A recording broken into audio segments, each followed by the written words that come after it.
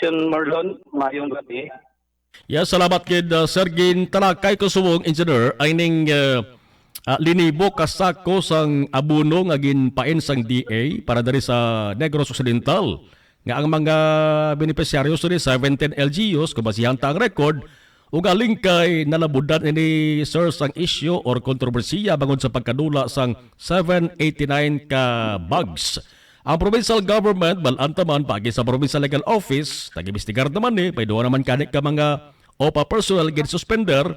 Una best engineer, ano ang reaksyon sang DA regional office kag paano ninyo i-handle ini nga issue, sir?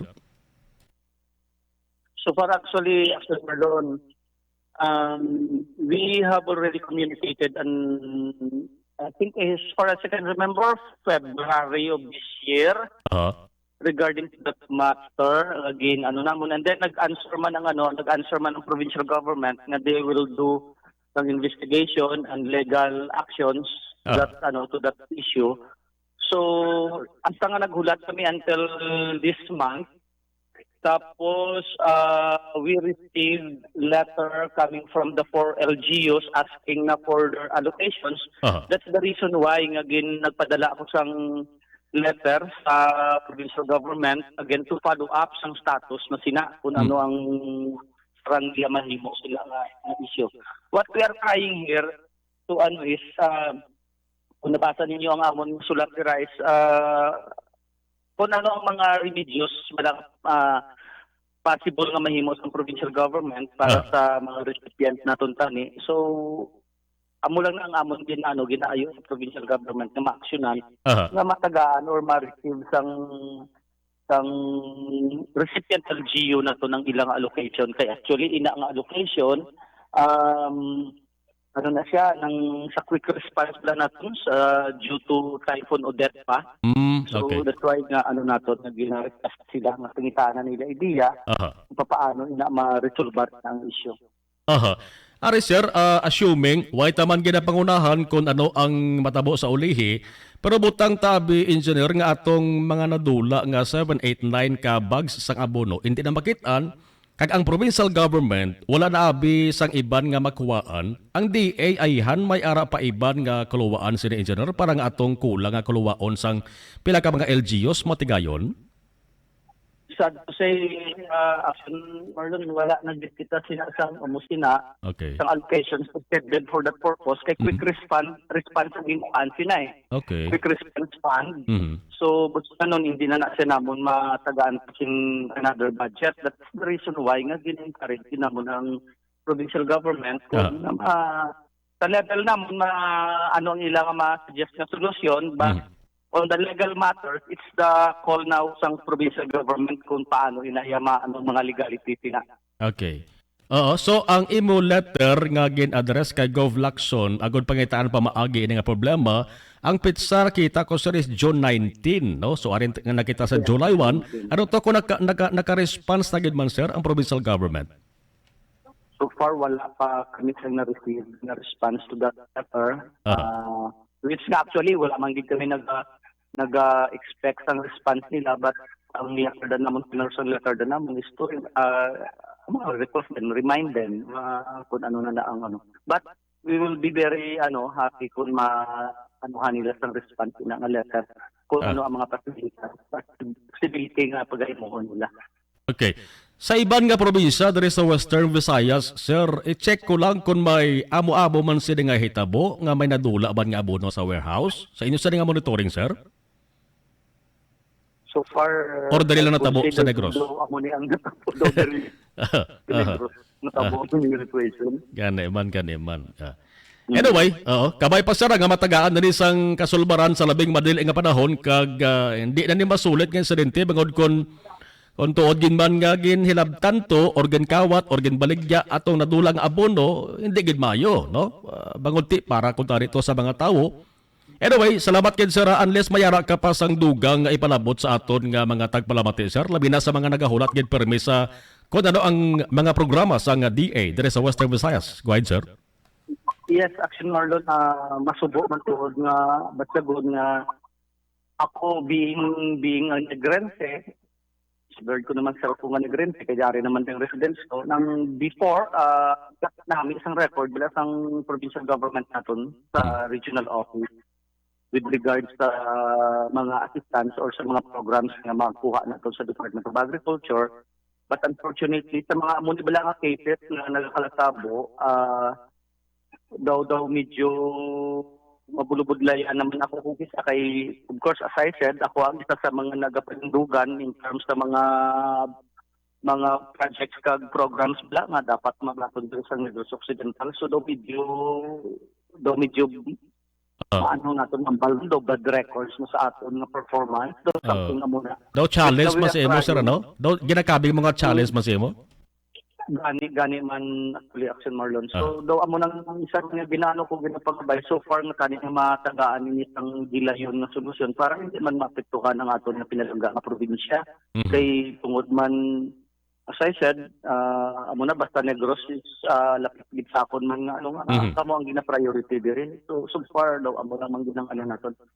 Sige. Kabay pa sir, ma-resolve this sa labing madaling panahon. Action Marlon. Engineer Jose Albert Barogo sir, thank you gid. By the way, go ahead sir. Go ahead sir. Kani man maano man nga proper man ang ano ang mga legal actions sa mga kung sino gid bala ang yes. Ang nagahimo sini nga kabulastugan sila man dapat ang masintensyahan hindi man ang mga inosente naton nga mga empleyado amo lang man ako na nung so far tani maano ginatang provincial legal office naton nga padalman gid pala. Yes. Amo ginang ato sir ginalawman sir no. Anyway, Engineer Jose Albert Barogo sir, thank you so much sa information kag sa imo sa nga time mayong gabi kag halong barbe. Salamat gid sir. Sige, kadama man nga salamat. Action firing line. Kaya mo to, itsadihan ko si Regional Executive Director Engineer Jose Albert Barogo nga siya medyo nasubuan man. Nga amo na yung sitwasyon, kaya amo ni ang makabig ni mansa sa maayong imahin sang provincial government, sang Negros Occidental. Kailan tawan nyo bala? 2.3 million pesos nga balor sang abono. Nga kuntani para sa tao, missing nga dula. Dapat may manabat gidi. Hindi man pwede nga naglupad to ang 789 kasako sang abono. Di ba pwede? May naghilabot gito. Amo tong mention ko bagulang. Ginkawat, hungod nga ginkuwa or ginbaligya, or hungod nga ginkuwa, gintago, kag ibaligya sa ulihi. Muna bala? Si Engineer Jose Albert Barogo, di rin naghalin sa Negros Occidental. Timo no, ang balya, medyo, kayong kasubo yaman, kakuntani, halin sang una, ang record, ang imahin. No? Sang Negros Occidental, kon pang-agrikultura, ang hambalan. Maayo gid ang record dito sa regional nga talatapan. Ugaling, kay subong naman sahan, bagod man sining baw, hindi lang gani abono nga isyu. Ang Provincial Agriculture's Office mga kaksyon, kay inagin muno ko dali sa udto. Nga daw amot na yang division or departamento dara sa Provincial Capital. Nga may kabudlayan ang liderato, ang sinuman nga nagauyat, ang nagaserbi bilang pamuno sa sina nga division. May ginalukdo ganyang problema. Action firing line. Alin sa kay Santo Engineer Igmedio Tabianan. Di ba lang may mga problema to? Nag-resign to siya. Kaya may mga kaso sa ginpakatubang. Ginsundan ni Atty. Japheth Masculino. Ginlukdo yaman ang problema angot sa delayed nga pagbayad sa provincial government sa catering services company worth 1 million pesos. Why naman ganyan nagpalibog to si Atty. Japheth kaysang gin-designate siya bilang provincial agriculturist, nagauyat pa to siya sa posisyon bilang Economic Enterprise Development Department Officer, head to sa sang EEDD. Diba na ganyan nagpalibog si Atty. Japheth sila nga, Mario, ma-file na lang ko early resignation. Bisa na ba may 3 katuig tani to siya para sa mandatory age retirement niya. Ti Atty. Masculino Ma-resign na lang ko temprano. Inang 1 million na. Bayaran ko na. Bisa ako sa nga retirement benefits. Action firing line. Oh. Ang nagbulos, Dr. Edmundo Raul Kausing.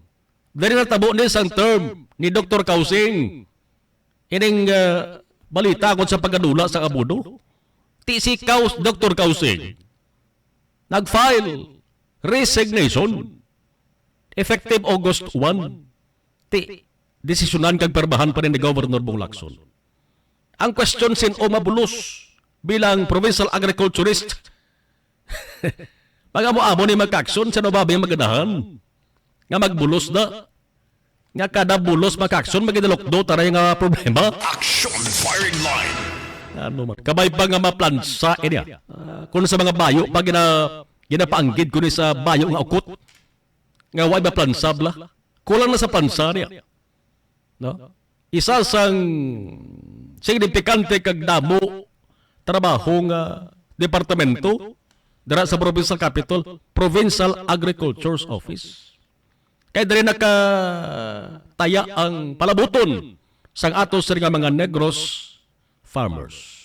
Sugpuran tani sa ibang nga pagpangalagad naton. Objective, balanced discussion, fearless comments. Action firing line.